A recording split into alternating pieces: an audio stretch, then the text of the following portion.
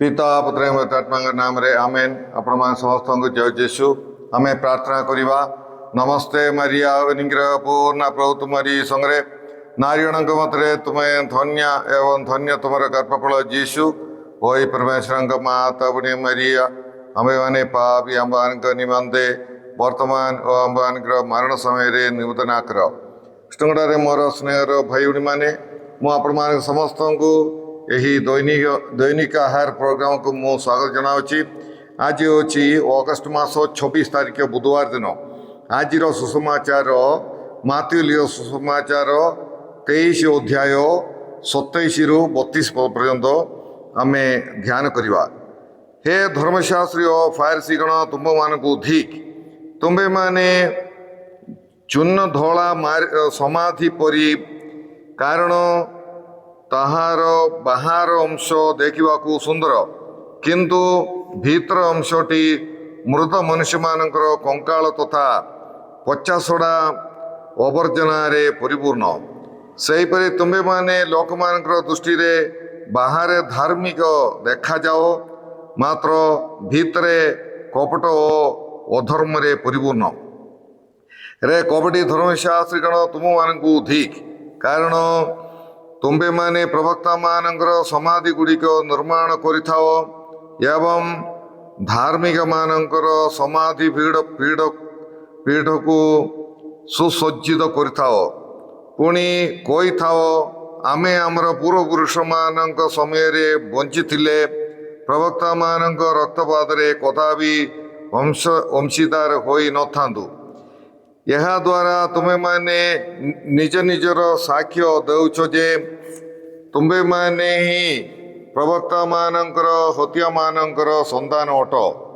तेणु तुम्हें तुमर पितृपुरुष मानकर कार्य पूर्ण कर। प्रभुंकर सुसमाचार। हे प्रभु जीशु ख्रीष्ट तुमर प्रशंसा हो। कृष्णगढ़ मोर स्नेहर भाई भाई माने प्रभु जीशु ख्रीष्ट धर्मशास्त्री एवं फारिसी मान को धिकारी, कारण प्रभु जीशु ख्रीष्ट चाहते जे से मन परिवर्तन करंतु। से कपटता से बाहर धार्मिक बोलिकी देखा किंतु से अंतर हृदय मन ठीक नाई अधर्म पूर्ण।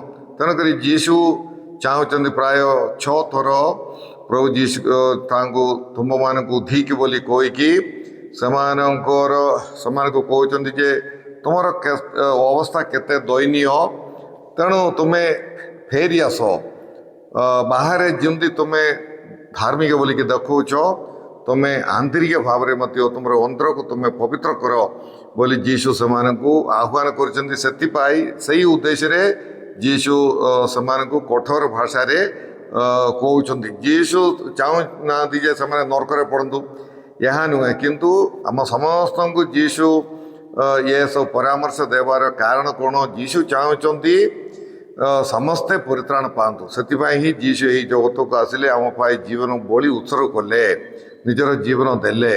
तेणुक यह आम समस्ते जानवर अच्छे आमर जीवन में बेले बेले जीशु गोटे गोटे चिन्ह, बेले बेले किसी रोग बीमार समस्या ये सब आसीपे। ये सब द्वारा जीशु आमको बेले बेले कथा कहते जहाद्वारा आम जीवन को परिवर्तन करवा, बाह्य भाव में आंतरिक भाव में पवित्र जीवन यापन कर। यह सब हूँ जीशुर उद्देश्य। आई मनोभाव में आज सुसमाचार व्याख्या आम शुणा। जेरूसलेम रे पास्का समय रे लक्ष लक्ष लोक माने से पास्का बलि उत्सर्ग करने, विशेष कर पाव परिहार बलि सब उत्सर्ग करने से आसबार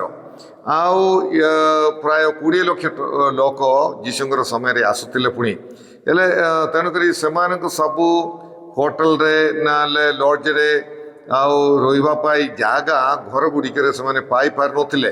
तेणुक से बाहर आमर एटर परी एत वर्षा सब ना से तेणुक से बाहर गचमूल सब से रोते रहीकि बलि उत्सर्ग कर गाँ को से पलाऊले। तेणुक यही तीर्थ यात्री माने बाटे घाटे तापर बाहर एमती जमी जमी बाड़ी से बुलवार। तेणुक से समय जेरूसलेम निवासी माने ସେମାନଙ୍କର ସମାଧି ଗୁଡ଼ିକ ସେମାନେ ଧଳା ମାରିଥିଲେ। କାରଣ ଯେ ଲୋକମାନେ ଜାଣିବେ ଯେ ସେଠି ସମାଧି ଅଛି, ଯାହାଦ୍ୱାରା ସେମାନେ ସେ ସମାଧିରେ ଛୁଇଁବେ ନାହିଁ। କାରଣ ଯହୁଦୀ ପ୍ରଥା ଅନୁସାରେ, ବିଶ୍ୱାସ ଅନୁସାରେ, ପରମ୍ପରା ଅନୁସାରେ ଯଦି ଜଣେ ଲୋକ ଗୋଟିଏ ସମାଧିରେ ଛୁଇଁବେ ସେ ଅଶୁଦ୍ଧ ହେଇଯିବ, ଆଉ ସେ ବଳି ଉତ୍ସର୍ଗ କରିପାରିବ ନାହିଁ। ବଳି ଉତ୍ସର୍ଗ କରିବା ପାଇଁ ସେ ଯାଜକଙ୍କ ପାଖରେ ଯାଇକି ସେ ନିଜକୁ ସେ ଶୁଦ୍ଧିକରଣ କରିବାର ପ୍ରୋସେସ୍, ସେ ବଳି ସେ ଉତ୍ସର୍ଗ କରିବାର ଅଛି। ଆଉ ତେଣୁକରି ଲୋକ ସେ ସମାଧିକୁ ଚୂନ ମାରିକି ରଖୁଥିଲେ। ତେଣୁକରି ଲୋକମାନେ ଜାଣିପାରିବ ଯେ ସେଟା ଗୋଟେ ସମାଧି। ଏହି ଉଦାହରଣ ନେଇକି ଯୀଶୁ ଆଜିର ସୁସମାଚାରରେ ଫାରିସୀ ଏବଂ ଧର୍ମଶାସ୍ତ୍ରୀ ମାନଙ୍କୁ କହୁଛନ୍ତି, ତୁମେ ଚୂନ ମାରିଥିବା ସମାଧି ପରି ତୁମେ କ'ଣ ଅଛି, ବାହାରେ ସୁନ୍ଦର ଦିଶୁଛି କିନ୍ତୁ ଭିତରେ ପଚାଶଟା ଜିନିଷ ହାଡ଼ରେ, ଗନ୍ଧିଆ ହାଡ଼ରେ ସବୁ ପୂରିତ। ଆଉ ତୁମେମାନେ କ'ଣ ଅଛି, ବାହାରେ ତୁମେ ସୁନ୍ଦର ଦିଶୁଛ ସେଇ ଧଳା ମାରିଥିବା ସମାଧି ପରି, କିନ୍ତୁ ଭିତରେ ତୁମର ବିଭିନ୍ନ ପ୍ରକାର ଅଧର୍ମରେ ପୂର୍ଣ୍ଣ ବୋଲିକି କହୁଛନ୍ତି। କାରଣ ସେମାନେ ପ୍ରାର୍ଥନା କରୁଥିଲେ, ସେମାନଙ୍କର ଡ୍ରେସ୍ ପୋଷାକ ସବୁ ଦେଖିଲେ ବହୁତ ଧାର୍ମିକ ପରି ଦିଶୁଥିଲା, କିନ୍ତୁ ସେମାନେ ରାଗ, ବିଦ୍ୱେଷ, ହିଂସା ଏ ପ୍ରକାର ମାନେ ସେ ଯୀଶୁ କହୁଥିଲେ ଗତକାଲିର ସୁସମାଚାରରେ, ଆଉ ତୁମର ନ୍ୟାୟ, ଦୟା ଏବଂ ବିଶ୍ୱାସ ଏସବୁ ତୁମର ଅନ୍ତରରେ ନାହିଁ ବୋଲିକି କହୁଛ। ଅନ୍ୟାୟୀ ଲୋକ, ଅଧର୍ମୀ ଲୋକ, ଆଉ ସେମାନେ ଦୁର୍ନୀତିଗ୍ରସ୍ତ ଲୋକ, ସେମାନଙ୍କର ଅନ୍ତରରେ ଏସବୁ ପୂର୍ଣ୍ଣ ଥିଲା। ତେଣୁକରି ଧାର୍ମିକ ଜୀବନ ଥିଲା ଗୋଟେ ଆଡ଼େ, ସେମାନଙ୍କର ଆନ୍ତରିକ ମନୋଭାବ ଆଉ ଅଲଗା ପ୍ରକାର, ତାର ବିପରୀତ ଥିଲା ଏବଂ ସେମାନେ ଅଧର୍ମୀ ଥିଲେ। ତେଣୁକରି ଯୀଶୁ ଏମାନଙ୍କୁ ଧିକ୍କାରିବାଟା ଆମେ ଆଉ ଦେଖିପାରିଛୁ। ଏହା ଆମ ପାଇଁ ମଧ୍ୟ ଶିକ୍ଷା। ଆଜିର ଏଇ ସୁସମାଚାର ପ୍ରଭୁ ଆମ୍ଭମାନଙ୍କୁ ଶୁଣାଉଛନ୍ତି, ଯାହାଦ୍ୱାରା ଆମେ ମଧ୍ୟ ବେଳେବେଳେ କ'ଣ ଅଛି, ନିଜକୁ ଆମେ ସଜଉଛୁ, ବାହାରେ ଆମେ ସଜଉଛୁ, ନିଜକୁ ବାହାରେ ଦେଖିଲେ ଆମେ ସୁନ୍ଦର ସୁନ୍ଦର ଦିଶୁଛି। ସେହିପରି ଆମେ କେବଳ ବାହାରେ ନାହିଁ, ଆମେ ଅନ୍ତର ମଧ୍ୟ ଆମେ ସଜେଇବା, ସ୍ନେହରେ ପୂର୍ଣ୍ଣ କରିବା, ଦୟାରେ, ଅନୁକମ୍ପାରେ, ଆମେ କ୍ଷମାରେ, ଆମେ ଆମର ଅନ୍ତରକୁ, ଆମର ହୃଦୟ ମନକୁ ପୂର୍ଣ୍ଣ କରିବା ପାଇଁ ଆମେ ସମସ୍ତେ ଚେଷ୍ଟା କରିବା। ବାହାରଠାରୁ ଅନ୍ତର ଗୁରୁତ୍ୱପୂର୍ଣ୍ଣ, ଏହା ଆମେ ମନେ ରଖିବାର ଅଛି। ଆମର ବାହାରେ ଟିକେ ମଇଳା ଥିଲେ ମଧ୍ୟ, ଅସୁନ୍ଦର ଦିଶିଲେ ମଧ୍ୟ, ଆମର ଅନ୍ତର ଯଦି ପବିତ୍ର ଅଛି, ନିଷ୍କପଟ ଅଛି, ନିଷ୍କଳଙ୍କ ଅଛି, ନିଷ୍ପାପ ଅଛି, ତାହା ଗୁରୁତ୍ୱପୂର୍ଣ୍ଣ। ସ୍ନେହରେ ପୂର୍ଣ୍ଣ, ଦୟାରେ ପୂର୍ଣ୍ଣ, ଅନୁକମ୍ପାରେ ପୂର୍ଣ୍ଣ, ସହିଷ୍ଣୁତା ମନୋଭାବ ଅଛି, ତାହା ଗୁରୁତ୍ୱପୂର୍ଣ୍ଣ ବିଷୟ। ତେଣୁକରି ଆମର ଅନ୍ତରକୁ, ଆମର ବାହ୍ୟଠାରୁ ଅନ୍ତରକୁ ଆମେ ଗୁରୁତ୍ୱ ଦେଇକି ଜୀବନଯାପନ କରିବା ପାଇଁ ଆମେ ଚେଷ୍ଟା କରିବା। ଆମର ପ୍ରଭୁ ଆମର ଅନ୍ତରକୁ ଦେଖନ୍ତି, ବାହାରେ ନାହିଁ, ଆମର ଅନ୍ତରକୁ ଦେଖନ୍ତି। ତେଣୁକରି ମନୁଷ୍ୟ ବାହାରେ ଭଲ ବୋଲିକି ଭାବିଲେ ମଧ୍ୟ ଈଶ୍ୱର ଆମର ଅନ୍ତରକୁ ଦେଖୁଛନ୍ତି। ତେଣୁକରି ଈଶ୍ୱରଙ୍କର ଆଗରେ ମୁଁ କିପରି ମନୁଷ୍ୟ, ଏହା ଗୁରୁତ୍ୱପୂର୍ଣ୍ଣ ବିଷୟ। ତେଣୁକରି ଈଶ୍ୱରଙ୍କର ଆଗରେ ମୁଁ ଧାର୍ମିକ କି, ଏହି ବିଷୟକୁ ଆମେ ଧ୍ୟାନ କରିବା। ଆନ୍ତରିକ ଭାବରେ ଧାର୍ମିକ ରହିବା ପାଇଁ ଆମେ ଚେଷ୍ଟା କରିବା। ଆଉ ମନୁଷ୍ୟକୁ ଦେଖେଇଲା ପରି ଜୀବନଯାପନ ନ କରି ଈଶ୍ୱରଙ୍କ ଆଗରେ ଧାର୍ମିକ ହେବା ପାଇଁ ଆମେ ଚେଷ୍ଟା କରିବା। ମାର୍ଥିଲୀୟ ସୁସମାଚାର 5:8, ଧନ୍ୟ ନିର୍ମଳ ହୃଦୟ ବ୍ୟକ୍ତିଗଣ, ସେମାନେ ଈଶ୍ୱରଙ୍କର ଦର୍ଶନ ଲାଭ କରିବେ। ତେଣୁକରି ଆମର ହୃଦୟ, ଆମର ଅନ୍ତର ନିର୍ମଳ ଥିଲେ ହିଁ ଆମେ ଈଶ୍ୱରଙ୍କର ଦର୍ଶନ ଆମେ ପାଇପାରିବା।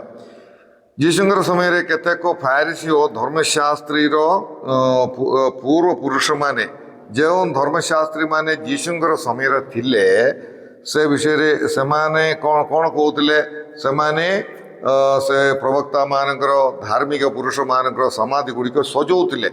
ତାପରେ ସେମାନେ କହୁଥିଲେ ଯେ ଆମେ ଯଦି ଆମର ପୂର୍ବ ପିତାମାନଙ୍କର ସମୟରେ ଥିଲେ, ଆମେ ଏମାନଙ୍କୁ ମାରି ନଥାନ୍ତୁ, ଆମେ ଏମାନଙ୍କୁ ନିର୍ଯାତନା ଦେଇନଥାନ୍ତୁ ବୋଲିକି କହୁଛନ୍ତି। ଏହି ପ୍ରକାର କହିକି ସେମାନେ ସେ ଯୀଶୁଙ୍କର ସମୟର फारिसी एवं धर्मशास्त्री से मानिचंदी जे आमर पितृपुरुष माने आमर पूर्व पिता माने प्रवक्ता मान को मारिचंदी सेमानंकु प्रवक्ता मान को निर्जाना देइचंदी बोलिकी सेमाने मानिचंदी आमर पूर्व पिता मानकर समय रे वंचित जदि आम वंचित थांतु ताले आमे सेमानंकु रक्तपात कथा भी कर नथांतु बोलिकी सेमाने कहउचंदी। प्रिय भाई भणी माने आमे देखिबा यमाने प्रवक्तांकर हत्या मानकर संधान कण बोलिकी सेमाने प्रमाण दउचंदी। आउ यमाने दीक्षागुरु जौहन को मारिदेले दीक्षागुरु जौहनकर विरोध कले तापर शेष जीशु को मध्य सेमाने मारिदेले तेणुकरी किछि परिवर्तन नाई सेमानकर पूर्व पुरुष मानक ठारू डाबुल एमाने कारण सेमाने प्रवक्ता मान को मारले ये एमाने ईश्वर को निजे ईश्वर पुत्र को सेमाने मारिदेले तेणुकरी आमे देखि पारछि जे धर्म चालुची किंतु अंतर आंतरिक भाव से पूरा पूरी कला से अंतर पूरा माने पाप रे सबू पूर्ण माने मंद योजना अंतर कौन अच्छी मंद योजना आउ सेमानंकर मंद परिकल्पना जाक तापरे राग विद्वेष मिथ्या साक्ष्य माने जीशुंकर विरुद्ध मिथ्या साक्ष्य देले तापरे विश्वास किसी जीशुठारे विश्वास कले नाई आउ षड्यंत्र विभिन्न षड्यंत्र करिकी जीशु को मारिदेले ये सब हूँ अंतर किंतु इे कौन अच्छी प्रार्थना एटा अच्छी गुरुत्वपूर्ण प्रार्थना बोली ये सब चलुची किंतु अंतर ठीक नहीं बाहर सब ठीक किंतु आंतरिक भाव में ठीक नहीं आड़े पाप चिंता पूरा पूरी मंद विषय पूर्ण अंतर तेणुकरी से जीशु को थराई देले अरेस्ट कले आउ जीशु को से मारिदेले तेणुकरी प्रार्थना करवा लोक सीना से नरहंता हो जाउछंदी से मनुष्य को मारी दउछंदी तेणुकरी प्रिय भाई भणी माने आमे आमर धर्म जदि केवल बाहर बाहर गोटे देखाणी धर्म ताले केते विपदजनक केते विपदजनक कारण आमर अंतर जदि ठीक नहीं आमे मत्यो यही प्रकार हेबु आमे मत्यो लोक को मारिबु आमे मत्यो लोकर विरुद्ध षड्यंत्र करिबु आमे मत्यो लोकर विरुद्ध राग विद्वेष रखिबु एटा अच्छा केते लोक अछंदी सबुदिन गिरिजा को जीव आम गाँव जड़े लोक थिले से सबुदिन गिरिजा को जाउथिले सोमवार मंगलवार रविवार सबू जाउथिले किंतु घर को जाउथिले घर को फेरिबे जलखिया करिवे आउ बैग धरिवे कोर्ट कचेरी को जीवे तार निजर पुओ विरुद्ध मत केस चर्च विरुद्ध मंडली विरुद्ध केस लोक मान विरुद्ध काली केस करी करी करी करी करी से जीवन से लोकटा तांगर जीवन सारा काली केस देखला बेलू सबुदिन गिरिजा को जाऊँगी प्रसाद पाँच किंतु पाला किसी हेले मु निज आखिरे मोर चोट बेले मु देखुली सेटा सिंधी आका केतेक व्यक्ति माने तेणुकरी प्रिय भाई भणी माने धार्मिकता केवल देखाणी ताले केते विपदजनक नाई कि आमर धार्मिकता केवल आम देखाणी करजु ताहा आंब मानू केते बड़ भूल करबा पाई नहीं जीव केते भूल आड़ को आमको नहीं जीव आमर धार्मिकता जदि केवल देखाणी हेले तेणुक प्रिय भाई भणी माने आमे आमर अंतर को पवित्र रखा आम चेष्टा करवा आंतरिक भाव में धार्मिक होगापाई आम चेष्टा करवा मु जड़े चूर्ण मारी समाधि परी मनुष्य कि आम निजर जीवन को आम परीक्षा कर देखा आम आमर अंतर को धला मारिबा अंतर को सफा करवा अंतर को पवित्र करवा अंतर को स्नेह प्रेम पूर्ण करवा हे प्रभु परमेश्वर आज सुसमाचार पाई आम तुमको धन्यवाद दउछु हे प्रभु आज सुसमाचार रे तुम्हें धर्मशास्त्री एवं फारिसी मान को सतर्कवाणी दौच जहाद्वारा से केवल बाहर ना किंतु आंतरिक भाव में धार्मिक हे एवं से न्याय नीति ये सबू से